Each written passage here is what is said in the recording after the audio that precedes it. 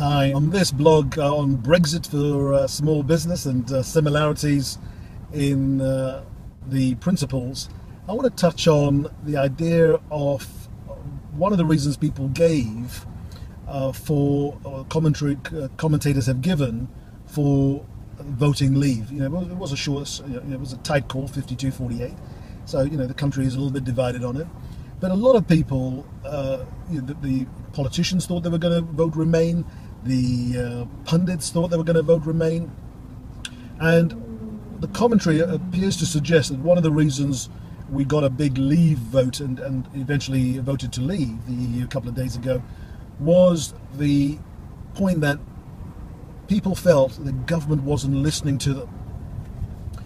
Now, this has significant similarities in my experience, in my personal experience, and working with hundreds of clients on the Profit Multiplier program and on our financial accounts part of our business. We really emphasize in making sure that you're delivering what clients want. And if you don't ask clients, customers, patients what they want, you will know that their needs are changing.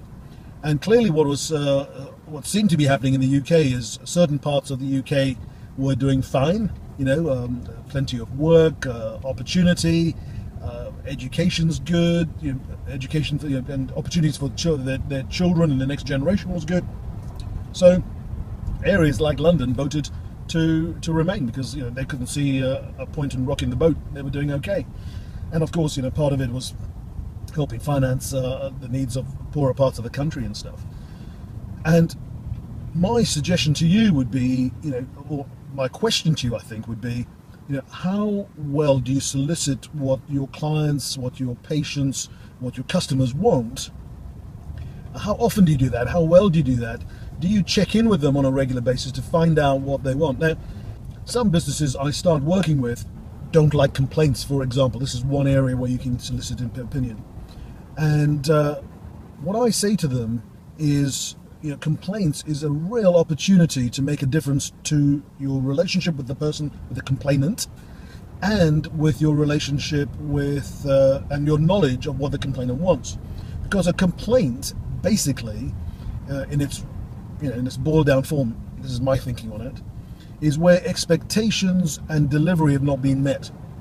So somebody has expected something, and what has been delivered has not been that. And so that mismatch, in a negative way, because obviously it's a positive way, you really make your clients very happy, and that's a good thing, that's what we want to aim for as much as possible, all the time, is, look at the complaints, look at what people are saying, and while you're there, what I've noticed recently is really quite good, and I'm taking that into my own business, is I've called a couple of really good companies, and as soon as I've made my complaint or my comment, one of the things they've said to me right early on in the call is, Mr. De Silva, I understand why you feel. If that was me, I would feel the same way. Let me see how we can help you, and let's see if we can sort this out together. Wow, I've now got used to it. So if people don't say that to me, I think, are you really listening to me?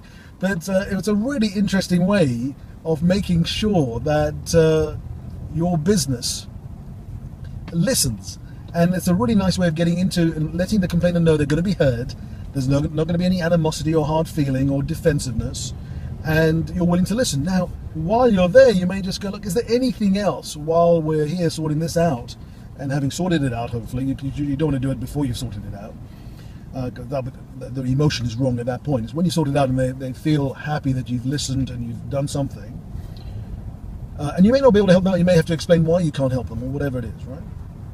What happens then is they're in a position to then go, these people are good people, they're trustworthy, and my trust was well placed to be here.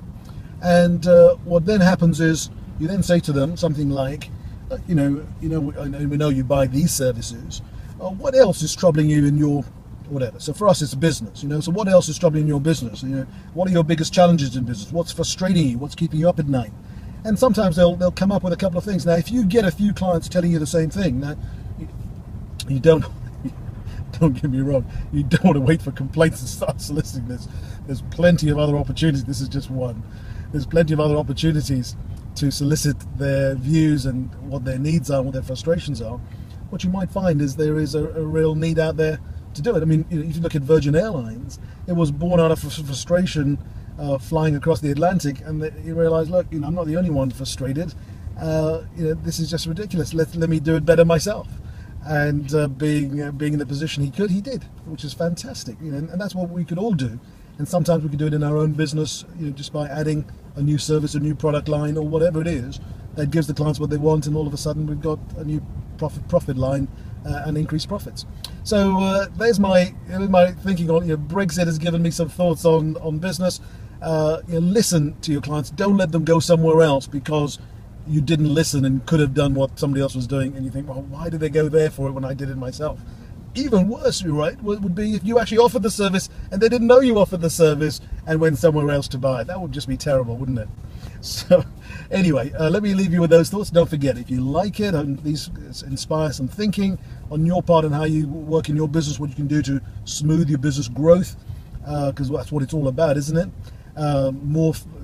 Achieve more with less effort and less risk. Improve your return on investment. We all know about, but the energy. The return on energy is really a really important one to go for.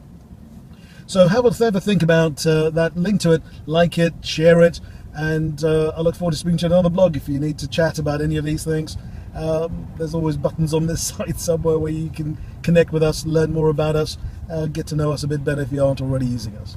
I look forward to speaking to you soon. Goodbye.